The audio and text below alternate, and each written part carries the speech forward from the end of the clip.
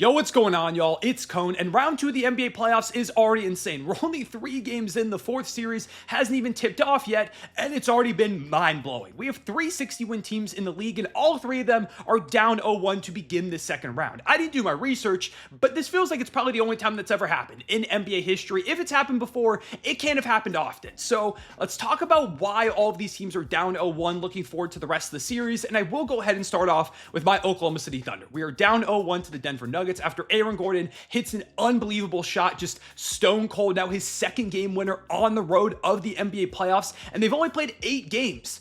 25% of their games have ended in an insane Aaron Gordon game winner. Incredible trade when it happened. He was one of the missing pieces to help them win a championship, and they're making a run now in large part because of the play of Aaron Gordon. He's been exceptional. Nikola Jokic was unbelievably dominant as well. Went out there and had 42, 22, and 6. Jokic numbers are just on a different level from almost anybody else in NBA history. Jamal Murray was on fire to start off, cooled off, but did go ahead and give them 21 points. Russell Westbrook still loves to play in OKC, apparently 18 points, 7 of 13 shooting, and made the right play at the end, getting the ball to AG for that game-winning 3. Just incredible execution from the Denver Nuggets. This was kind of an experience moment for the Thunder where there were a lot of miscues, a lot of mistakes that kind of had this one, and it just ended up slipping away. And a big reason for that was the fouling up 3 thing. That's the conversation going into today, where the Thunder were up 3. They fouled up 3 a couple of times to prevent the Nuggets from trying to get a 3 off to send the game to overtime. And the one that really hurt specifically is the Thunder inbound the ball. Shai gets it. He goes ahead and dunks. He avoids the foulers. And now the Thunder are back up 3 with around 10 or so seconds left. And the Nuggets are inbounding the ball with Jokic off the court because he went to the bench with 5 fouls. They didn't want it to be a situation where he's the one that has to foul and fouls out. So he's not out there. They've got no timeouts. Aaron Gordon starts to bring the ball down. And in my opinion, you just play that straight up. You just let them try and hit a 3 without Nikola Jokic out there to create advantages. And hey, if they do it, you've still got some time left to go ahead and make a play if you need to. And I believe they also still had a timeout as well there. In fact, I'm pretty positive we did. So I would have just gone for it, but instead Caruso wraps up, which Mark Daigneault said after the game, that's on him. He said that that's what they needed to do. They needed to wrap up immediately, and it ends up biting the Thunder because Chet Holmgren, after that timeout, goes ahead, gets a couple of free throws. He misses both. Chet has to be better in that moment. He knows that he's hit a lot of clutch free throws in his time, but in this moment, he just wasn't able to put them down. Nuggets get the ball back, and they end up hitting the game winner. Aaron Gordon hits that shot, and really just more than anything, it is an unbelievable shot from AG. The way that he's improved as a 3-point shooter specifically this season has been a massive plus, and that was one of the swing factors for this series, was going to be the Nuggets 3-point shooting, and Aaron Gordon hits the big one when it matters the most.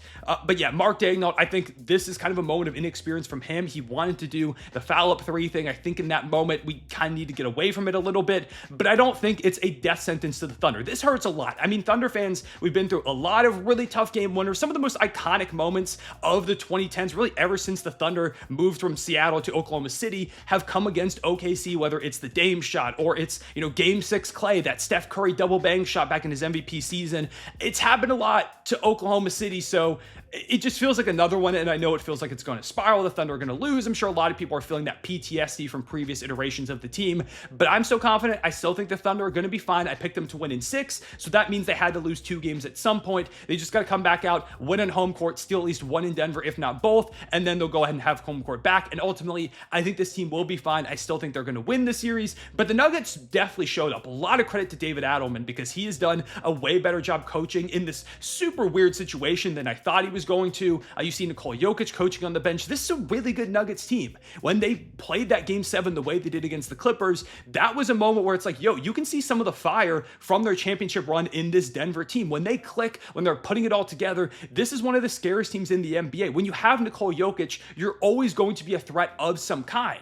Never mind when you've got Jamal Murray playing well, or Russell Westbrook, or Aaron Gordon hitting 3s the way that he did. They did a really good job defending the Thunder down the stretch, forcing guys other than Shai to make plays, and ultimately Shai started off really hot, cooled off a little bit, but in the end, 33 points, 10 rebounds, 8 assists, 2 steals, a block, and only 1 turnover. Shai was exceptional. He played extremely well. You just need other guys to step up, and this is kind of what we saw last year against Dallas, and I believe, Jalen Williams will be a lot better. He shot 5 of 20 in this game, 16 points, 7 rebounds, 4 assists, 2 steals, steals and 2 blocks. He had a massive block to save the game on Aaron Gordon, and it makes me sick that that's one that's going to get forgotten because of the way the game ended. That was an unbelievable play. It's why he should be an all-defensive player. Chet has got to hit those free throws, went 0 of 3 from 3 as well. I thought had some really good defense overall, 4 blocks, but just ultimately needed him in that moment. Lou Dort hit 4 threes after starting off 0 for 5. Alex Caruso had one of the greatest role player games I've ever seen. He played 26 minutes and had 20 points, 6 assists, 5 steals, 2 blocks, and a rebound, hitting 5 threes.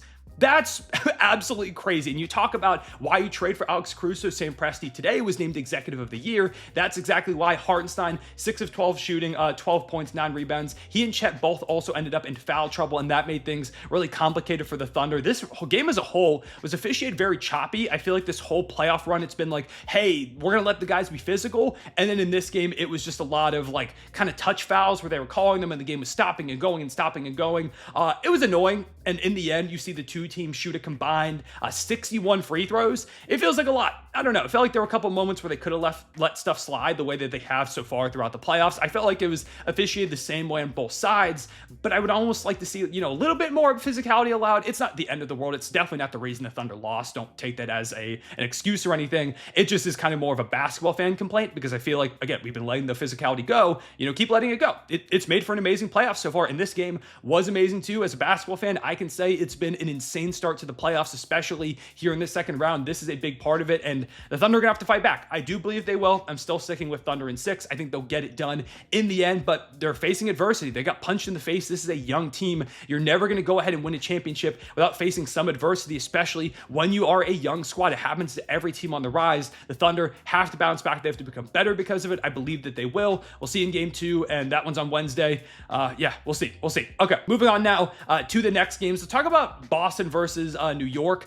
The Knicks get a win. This is their first win against the Celtics all season, their first win against any of the 60-win teams that are, again, all now down 0-1. And it comes at the biggest moment, obviously. Here in the playoffs, a lot of it is Jalen Brunson. Huge shots down the stretch of this game. He's the clutch player of the year for a reason. In the fourth quarter, 3 of 3 from 3 for 11 points, and at least a couple of those threes came in the final minutes. OG Anunoby, really good game from him. He was not good against the Celtics in the regular season, and I said in my series preview, he's a guy that they needed to step up. Hit 6 threes, 29 points, 3 assists, a steal, 4 boards. Played some really good defense as well. Mikal Bridges hits a bank corner 3 in overtime. Overall was a pretty bad game, but I liked a lot of what he did defensively as well. Like, the Jays did not have good games. 7 of 23 from Jayson Tatum, 7 of 20 from Jaylen Brown, 6 of 18 from Derek White too, who shot 16 threes, by the way, 5 of 16. The Celtics as a whole shot 60 threes. They were 15 of 60. And this is what happens sometimes with Boston, is they can go cold from 3, and those are the games you have to win. If the Knicks lost this one, the series was over. It might sound insane to say, but this is one, if you're the Knicks, you have to take, because you're not going to get the Celtics shooting this poorly very often. And they managed to go ahead and steal the game on the road, the one where the Celtics shot bad, where the Jays did not play well.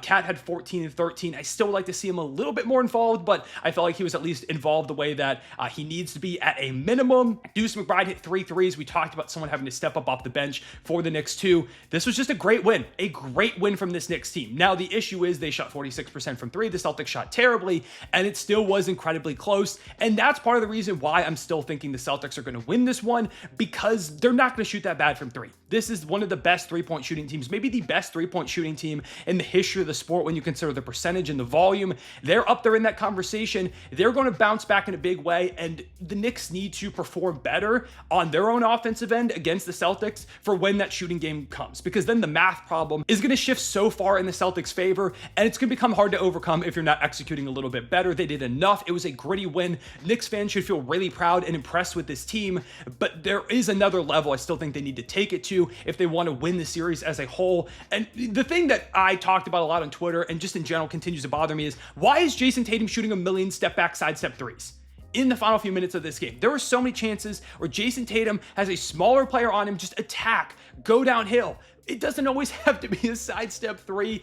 And I feel like the Celtics probably win this one in regulation if he just goes ahead and attacks, gets downhill, probably gets fouled. I mean, he's smart enough of a player. He's physical enough to get some contact, to go to the free throw line, slow the game down, get some easy offense when the shots just aren't falling. That is, again, a flaw that happens sometimes with Joe Mazzulla and the Celtics team. They stick to their philosophy really hard, and when it doesn't work, it looks horrific. When it does work, they look like geniuses. There are very high highs and very low lows. Just the thing with the Celtics is they've got so much talent that those highs come way more often than those lows. I do still believe the Celtics are going to win this series in the 6 games that I predicted originally, but it's going to be really, really difficult. The Knicks are going to fight. They're not going to roll over and die. And it was cool to see that. I'm happy that there is a little bit of fire here in this series, which, again, a lot of people are thinking was just going to be kind of the Celtics rolling over New York. And then finally, we have Indiana versus Cleveland. And this is one, if you want to ask me which series I feel a little bit wishy-washy about now, because I didn't make the full series preview. I was out of town. It was my fiance's birthday yesterday, so I apologize. I just didn't have time.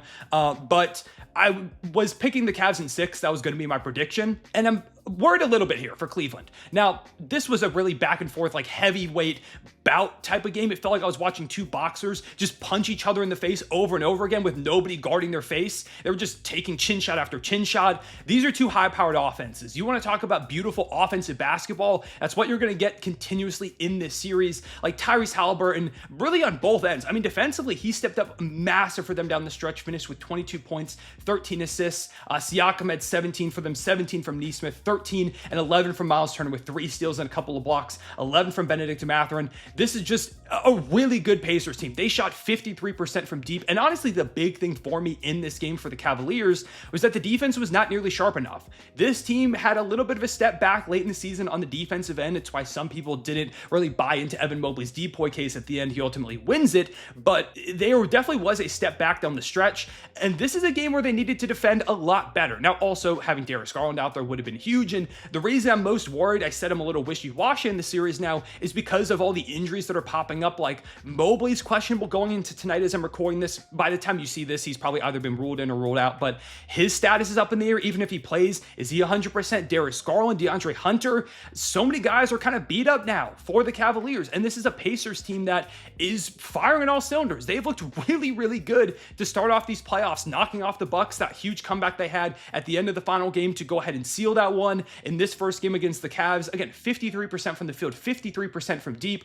It's an unbelievable team when they have it clicking. Cleveland's got to defend a lot better offensively. Not having Darius Garland or not having him at 100% really limits this squad, because Donovan Mitchell, I mean, he went out there and had 33 points. Like, it was a big performance at times, but 43% shooting, 1 of 11 from 3. Ty Jerome had 21 points, 8 assists. Like, he's really good, but he doesn't have the same level of playmaking and ability to set up the offense the way that Darius Garland was. They need him. They need that dynamic guard duo to pick apart this Pacers defense. That is the weakness. You're probably going to end up in some shootouts with Indiana. You've got to be able to match their offensive production when they get on those heaters, and the Cavs just couldn't, not having Darius Garland out there. Evan Mobley, Jared Allen have to be better defensively, this team as a whole, and that is a little bit of a concern. And if these injuries pile up, Indiana could very well win this series. I'm still going to stick with Cleveland in 6. I'm not going to move off my prediction, but I will say if some of these guys don't play tonight, if they go down 0-2, then I'm getting really worried. And I would really hate to see this unbelievable all-time Cavs season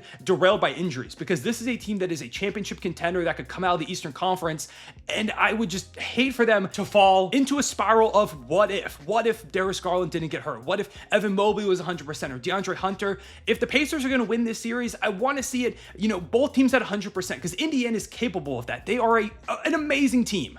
I just hope that the Cavs guys get healthy so we get to see these 2 really fun basketball teams at 100% for the rest of the series. We'll have to wait and see on that front. But yeah, so I'm sticking with my prediction that all these teams win in 6 games. But it definitely has been, complicated a little bit. This second round, it's been super fun. I've loved all the theatrics, all the heightened drama. It's the NBA playoffs, playoff basketball. There's nothing like it. It has been such a good start. We haven't gotten, a million game 7s, but it feels like there have been very little blowouts across this bracket so far. And that's really what you want to see. Even if series end in 5-6 games, as long as we're getting great basketball in those games, then that's really all we can ask for. But yeah, let me know down below what you thought about each of these game 1s. Who do you have winning this series? Did these game 1s change your opinion? Have you switched now to, the underdogs going ahead and taking down the juggernauts? Would love to hear your thoughts. Leave a like and subscribe if you enjoyed. Hit the notification bell so you don't miss out on future videos. I appreciate y'all watching. I'll see y'all later. Real one, say it back.